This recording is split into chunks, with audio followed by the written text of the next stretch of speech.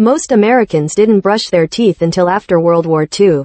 Let that sink in. Before the 1940s, brushing your teeth was not a daily habit for most people. Dentists recommended it, but the average American didn't bother. Toothpaste existed, but it was marketed as a luxury, not a necessity. Then the military stepped in. During WW II, the U.S. government made toothbrushes part of standard issue gear for every soldier. Troops were required to brush daily. For millions of young men, this was the first time they'd ever brushed their teeth regularly. When they came home, they kept the habit. They taught their kids. And suddenly America had a dental culture. The government didn't just win. Germany had the brightest nuclear physicists in the world. They never seriously considered building a nuclear weapon. And they were stunned when America did. During World War II, Germany had some of the best scientists on Earth. Werner Heisenberg, the man who literally wrote the rules of quantum mechanics. They were working on nuclear research. But they never seriously pursued building a bomb. They doubted it was even possible. When America dropped the bomb on Hiroshima, the German scientists were stunned. They were being secretly monitored under house arrest. Their reaction was recorded. They couldn't believe it worked. The country that invented the computer that landed humans on the moon had software so complex it was woven by hand into copper wire. In 1969, NASA needed software for the Apollo guidance computer. There was no way to mass produce it. The code had to be physically woven into copper ropes by skilled textile workers. They used a technique called core rope memory. Women who had been weaving fabrics their entire lives were now weaving the code that would navigate spacecraft. The manufacturing process was so tedious it was nicknamed LOL memory. Little old lady memory. The software was never updated. It was never patched. It worked perfectly the first time.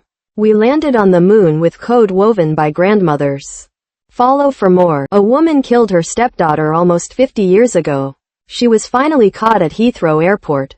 The body cam footage is chilling. In the 1970s, a woman murdered her stepdaughter.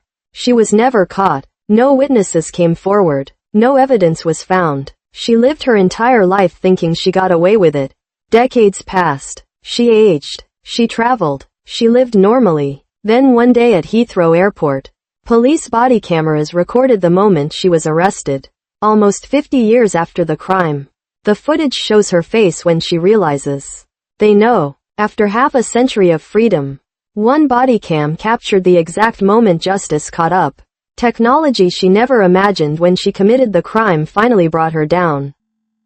The children of 9/11 first responders are experiencing mental health impacts they never caused. Researchers found that the kids of first responders who worked at Ground Zero are dealing with anxiety, depression, and PTSD. Even though they weren't there, they didn't breathe the dust. They didn't see the towers fall, but their parents did. And trauma doesn't stay with the person who experienced it. It passes down, through behavior, through atmosphere, through the way a parent holds their child a little too tight. Intergenerational trauma is real. The events of 9/11 didn't end in 2001. They're still echoing through families 20 years later. Some wounds don't heal with time.